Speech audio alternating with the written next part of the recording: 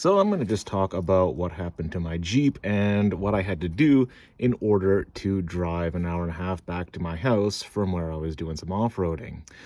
So I was 15 kilometers in the middle of nowhere with no cell reception, and the outer axle, it basically sheared completely off where it connected to the U-joint, and the rest of this was still here.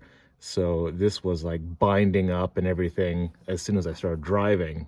And I mean, I didn't really have the option to just leave the vehicle and hike all the way out. So I had to limp it out with this just absolutely grinding away and causing so much havoc in here.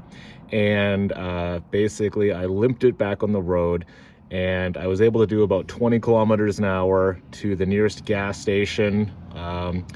And then at that point, like, I couldn't drive this on the highway because the rest of this was still sticking out and locking up with this. And like, the vehicle was basically undrivable, really. So I had a family member drive out with a Sawzall, and I managed to cut, like, this axle was basically just going to be scrap anyway because it was all gnarly and everything. So I figured if I just cut enough of this out of the way, then maybe it won't bind and I can drive down the road. So yeah, I used a Sawzall to cut enough of this crap out of the way.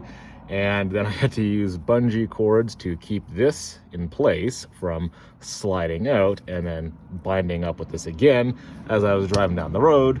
And yeah, I managed to drive an hour and a half down the highway like this and no problems. And yeah, I think in the future I'm gonna have to bring more tools with me, because removing this side of the axle shaft would have been an easy solution to this, but I didn't have the tools on me to do that in a muddy parking lot in the middle of nowhere, an hour and a half from my house.